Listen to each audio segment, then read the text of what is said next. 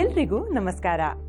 ಇಂದಿನ ಈ ವಿಡಿಯೋದಲ್ಲಿ ನಾವು ಡಿಸ್ಕಸ್ ಮಾಡೋಣ ಯಾವ ರೀತಿಯಾಗಿ ಸೋಲಾರ್ ಪವರ್ ಪ್ಲಾಂಟ್ನಲ್ಲಿ ಇನ್ಸ್ಟಾಲ್ ಮಾಡಲಾದ ಕಾಂಪೋನೆಂಟ್ಸ್ ಮತ್ತು ಅವುಗಳ ಫಂಕ್ಷನ್ಸ್ ಅನ್ನು ಐಡೆಂಟಿಫೈ ಮಾಡುವುದು ಎಂಬುದನ್ನು. ಉದ್ದೇಶ, ಈ ವಿಡಿಯೋದ ಕೊನೆಯಲ್ಲಿ ನೀವು ಸೋಲಾರ್ ಪವರ್ ಪ್ಲಾಂಟ್ ಅನ್ನ ಭೇಟಿ ಮಾಡಿ ಡೀಟೇಲ್ಸ್ ಇಂಟರ್ಪ್ರೆಟ್ ಮಾಡಲು ಸಾಧ್ಯವಾಗುತ್ತೆ. ಸೋಲಾರ್ ಪ್ಲಾಂಟ್ಸ್ ನಲ್ಲಿ ಬಳಕೆ ಆಗುವ ವಸ್ತುಗಳನ್ನು ಟ್ರೇಸ್ ಮತ್ತು ಐಡೆಂಟಿಫೈ ಮಾಡಬಹುದು ಮತ್ತು ಅವುಗಳ ಫಂಕ್ಷನ್ಸ್ ಬರೆಯಲು ಸಾಧ್ಯವಾಗುತ್ತೆ. ಸೋಲಾರ್ ಪವರ್ ಪ್ಲಾಂಟ್ನ ಸ್ಕಿಮ್ಯಾಟಿಕ್ ಡಯಾಗ್ರಾಮ್ ಅನ್ನು ಪ್ರಿಪೇರ್ ಮತ್ತು ಡ್ರಾ ಮಾಡಬಹುದು. ಗಮನಿಸಿ, ಟ್ರೈನೀಸ್ ಸಮೀಪದ ಸೋಲಾರ್ ಪ್ಲಾಂಟ್ಗೆ ಭೇಟಿ ಮಾಡಬಹುದು. ಆಗ ಅವರು ಪವರ್ ಸ್ಟೇಷನ್ನ ವಿವಿಧ ಎಕ್ವಿಪ್ಮೆಂಟ್ ಅನ್ನು ನೋಡಿ ಪ್ಲಾಂಟ್ ಎಂಜಿನಿಯರ್ನಿಂದ ಪ್ರತಿಯೊಂದು ಎಕ್ವಿಪ್ಮೆಂಟ್ನ ಫಂಕ್ಷನ್ಸ್ ಬಗ್ಗೆ ಕಲಿಬಹುದು. ಪವರ್ ಸ್ಟೇಷನ್ ಎಂಟರ್ ಮಾಡುವ ಮೊದಲು ಟ್ರೈನೀಸ್ ಪ್ಲಾಂಟ್ ಏರಿಯಾಗೆ ನಿರ್ದಿಷ್ಟಪಡಿಸಲಾದ ಸೇಫ್ಟಿ ರೂಲ್ಸ್ ಮತ್ತು ರೆಗ್ಯುಲೇಷನ್ಸ್ ನ ಮಾಹಿತಿ ಪಡೆದುಕೊಂಡಿರಬೇಕು.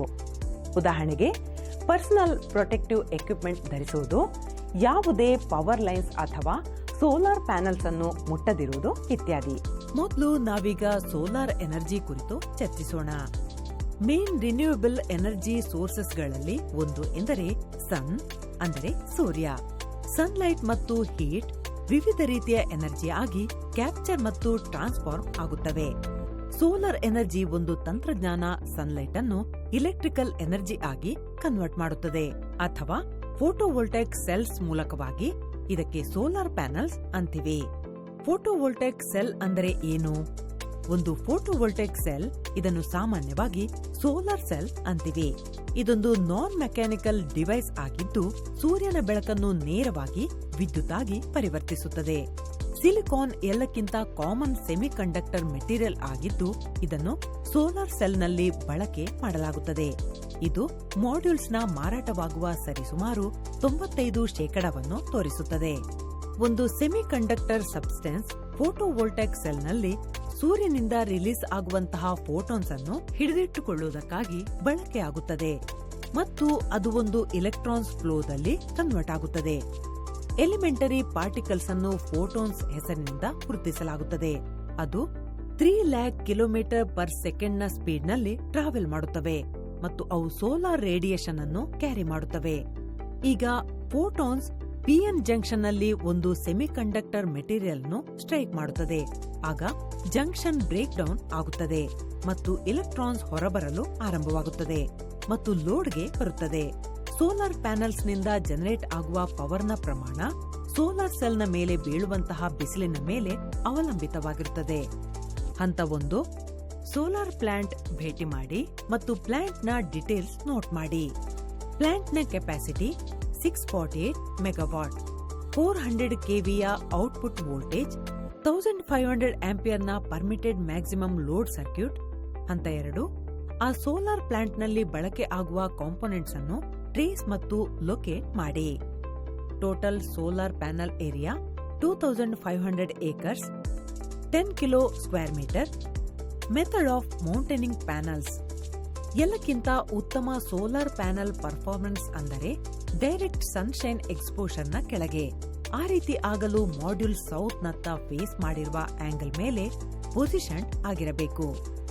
Ground mounted solar power plants roof top solar ಸಿಸ್ಟಂನಂತೆ ಕೆಲಸ ಮಾಡುತ್ತವೆ. ಇವುಗಳು ಸನ್ಲೈಟ್ ಅನ್ನು ಅಬ್ಸಾರ್ಬ್ ಮಾಡುತ್ತವೆ ಮತ್ತು ಇಲೆಕ್ಟ್ರಿಕ್ ಚಾರ್ಜ್ ಜನರೇಟ್ ಆಗಿ ನಂತರ ಅದನ್ನು ಕಂಡಕ್ಟಿವ್ ವೈರ್ಸ್ ಮೂಲಕವಾಗಿ ಇನ್ವರ್ಟರ್ಗೆ ಟ್ರಾನ್ಸ್ಫರ್ ಮಾಡಲಾಗುತ್ತದೆ. ಗ್ರೌಂಡ್ ಮೌಂಟೆಡ್ ಪ್ಯಾನಲ್ಸ್ ನಲ್ಲಿ ಸ್ಟ್ರಕ್ಚರ್ ಬಹಳ ಎಚ್ಚರಿಕೆಯಿಂದ ಒಂದು ಟಿಲ್ಟ್ ಆಂಗಲ್ ಮತ್ತು ಓರಿಯಂಟೇಷನ್ ನೊಂದಿಗೆ ಸೆಲೆಕ್ಟ್ ಮಾಡಲಾಗುತ್ತದೆ.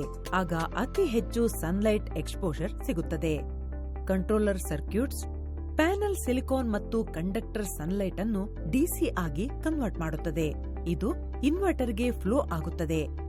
ಇನ್ವರ್ಟರ್ ನಂತರ ಡಿಸಿಯನ್ನು ಎಸಿ ಆಗಿ ಕನ್ವರ್ಟ್ ಮಾಡುತ್ತದೆ, ಏಕೆಂದರೆ ನಮಗೆ ಬೇಕಾದ ಪವರ್ ರಿಕ್ವೈರ್ಮೆಂಟ್ಸ್ ಎಸಿಯಲ್ಲಿ ಇರುತ್ತದೆ.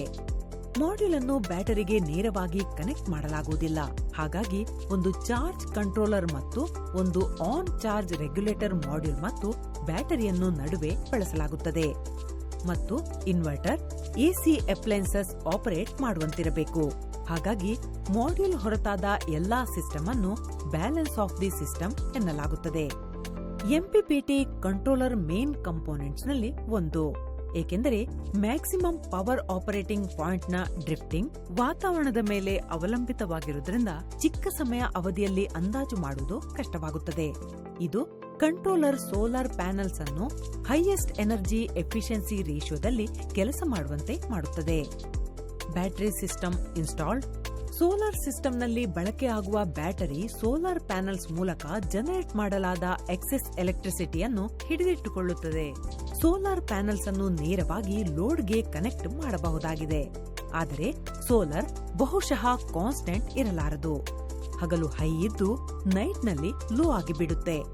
ಹಾಗಾಗಿ ಹಗಲಿನಲ್ಲಿ ಜನರೇಟ್ ಆದ ಹೈ ಪವರ್ ಅನ್ನು ಬ್ಯಾಟರೀಸ್ನಲ್ಲಿ ಸ್ಟೋರ್ ಮಾಡಲಾಗುತ್ತೆ ಮತ್ತು ಅದನ್ನು ರಾತ್ರಿ ಸಮಯದಲ್ಲಿ ಬಳಸಲಾಗುತ್ತೆ. ನಂತರ ನೀವು ಆ ಸ್ಟೋರ್ ಮಾಡಲಾದ ಎನರ್ಜಿಯನ್ನು ಯಾವಾಗ ಬೇಕಾದರೂ ಬಳಸಬಹುದು. ಅಂದರೆ ನಿಮ್ಮ ಸೋಲಾರ್ ಪ್ಯಾನೆಲ್ಸ್ ವಿದ್ಯುತ್ ಉತ್ಪಾದಿಸದಿದ್ದಾಗ, ಅಂದರೆ ರಾತ್ರಿ ಮಳೆ ಅಥವಾ ಮೋಡ ಇದ್ದಾಗ ಅಥವಾ ವಿದ್ಯುತ್ ಪೂರೈಕೆ ಇಲ್ಲದಿದ್ದಾಗ ಬಳಸಬಹುದು.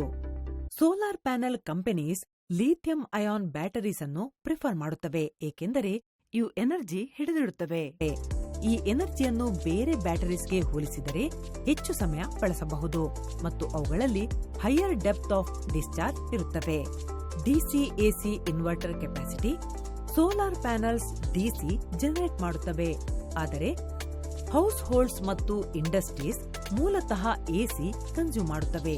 ಹಾಗಾಗಿ ಇನ್ವರ್ಟರ್ ಸೋಲಾರ್ ಎನರ್ಜಿಯನ್ನು ಗ್ರಾಹಕರು ಬಳಕೆ ಮಾಡುವಂತಹ ಒಂದು ಫಾರ್ಮ್ಗೆ ಕನ್ವರ್ಟ್ ಮಾಡುತ್ತವೆ. ಮುಖ್ಯವಾಗಿ 2 ರೀತಿಯ ಇನ್ವರ್ಟರ್ಸ್ ಇರುತ್ತವೆ. ಸ್ಟ್ರಿಂಗ್ ಇನ್ವರ್ಟರ್ಸ್, ಇದನ್ನು ಸೆಂಟ್ರಲ್ ಇನ್ವರ್ಟರ್ಸ್ ಎಂದು ಸಹ ಕರೆಯುತ್ತೇವೆ, ಮತ್ತು ಮೈಕ್ರೋ ಇನ್ವರ್ಟರ್ಸ್. ಒಂದು ಲಾರ್ಜ್ ಸ್ಕೇಲ್ ಯುಟಿಲಿಟಿ ಪ್ಲಾಂಟ್ನಲ್ಲಿ ಅಥವಾ ಮಿಡ್ ಸ್ಕೇಲ್ ಕಮ್ಯುನಿಟಿ ಸೋಲಾರ್ ಪ್ರಾಜೆಕ್ಟ್ನಲ್ಲಿ ಪ್ರತಿ ಸೋಲಾರ್ ಪ್ಯಾನೆಲ್ ಬಹುಶಃ ಒಂದು ಸಿಂಗಲ್ ಸೆಂಟ್ರಲ್ ಇನ್ವರ್ಟರ್ಗೆ ಅಟ್ಯಾಚ್ ಆಗಿರಬಹುದು. ಸ್ಟ್ರಿಂಗ್ ಇನ್ವರ್ಟರ್ಸ್ ಒಂದು ಸೆಟ್ ಆಫ್ ಪ್ಯಾನೆಲ್ಸ್ ಅನ್ನು ಜೋಡಿಸುತ್ತದೆ.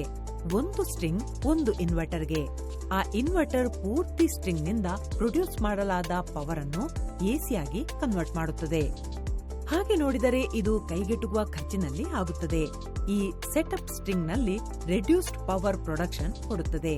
ಒಂದು ವೇಳೆ ಇಂಡಿವಿಜುವಲ್ ಪ್ಯಾನೆಲ್ ನಲ್ಲಿ ಏನಾದರೂ ತೊಂದರೆ ಕಂಡುಬಂದರೆ, ಉದಾಹರಣೆಗೆ ಶೇಡಿಂಗ್ ಇತ್ಯಾದಿ.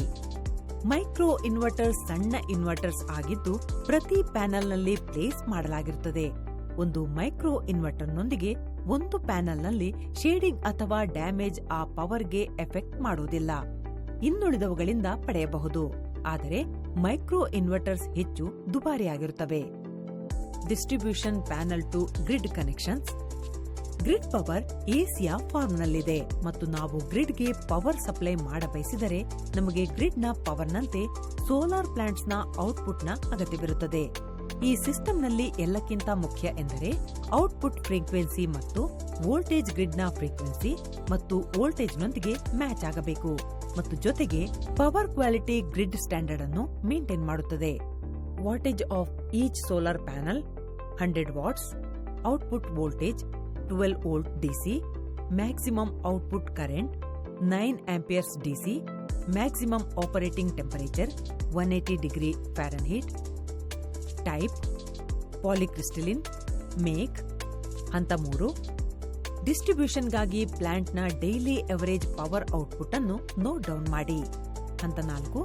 ಸೋಲಾರ್ ಪ್ಯಾನೆಲ್ಸ್ನ ಸ್ಪೆಸಿಫಿಕೇಶನ್ ಅನ್ನು ನೋಟ್ ಮಾಡಿ, ಅದರ ಮೇಕ್, ವೋಲ್ಟೇಜ್, ರೇಟಿಂಗ್ಸ್ ಇತ್ಯಾದಿ. ಹಂತ 5. ಮ್ಯಾಕ್ಸಿಮಮ್ ಔಟ್ಪುಟ್ಗಾಗಿ ನೀಡಲಾದ ಟ್ರ್ಯಾಕಿಂಗ್ ಸಿಸ್ಟಮ್ಸ್ ಮೆಥಡ್ ಅನ್ನು ನೋಟ್ ಮಾಡಿ. ಹಂತ 6. ನ್ಯಾಚುರಲ್ ಕೆಲಮಿಟಿಸ್ನಿಂದ ಸೆಲ್ಸ್ನ ಪ್ರೊಟೆಕ್ಷನ್ ಅನ್ನು ನೋಟ್ ಮಾಡಿ. ಹಂತ 7. ಇನ್ಸ್ಟಾಲ್ಡ್ ಸೆಲ್ಸ್ ಅನ್ನು ನೋಟ್ ಮಾಡಿ. ಅದು ಗ್ರೌಂಡ್ ಲೆವೆಲ್ ಆದರೂ ಸರಿ ಅಥವಾ ಎಲಿವೇಟೆಡ್ ಲೆವೆಲ್ ಆದರೂ ಸರಿ. ಹಂತ 8. ಗೈಡೆನ್ಸ್ ಅನುಸಾರ ಸೋಲಾರ್ ಪವರ್ ಪ್ಲಾಂಟ್ನ ಸ್ಕಿಮ್ಯಾಟಿಕ್ ಡಯಾಗ್ರಾಮ್ ಡ್ರಾ ಮಾಡಿ. ಈ ತನಕ ನಾವು ಚರ್ಚಿಸಿದ್ದು ಸೋಲಾರ್ ಪ್ಲಾಂಟ್ಸ್ನಲ್ಲಿ ಬಳಸಲಾಗುವಂತಹ ಇಕ್ವಿಪ್ಮೆಂಟ್ ಅನ್ನು ಮತ್ತು ಅವುಗಳ ಫಂಕ್ಷನ್ಸ್ ಅನ್ನು ಹೇಗೆ ಟ್ರೇಸ್ ಮತ್ತು ಐಡೆಂಟಿಫೈ ಮಾಡುವುದು ಎಂಬ ಬಗ್ಗೆ, ಮತ್ತು ಜೊತೆಗೆ ಸೋಲಾರ್ ಪವರ್ ಪ್ಲಾಂಟ್ನ ಸ್ಕಿಮ್ಯಾಟಿಕ್ ಡಯಾಗ್ರಾಮ್ ಅನ್ನು ಹೇಗೆ ಪ್ರಿಪೇರ್ ಮಾಡುವುದು ಮತ್ತು ಡ್ರಾ ಮಾಡುವುದು ಎಂಬ ಕುರಿತು. ನಿಮಗೆಲ್ಲರಿಗೂ ಧನ್ಯವಾದಗಳು. ಶುಭ ದಿನ.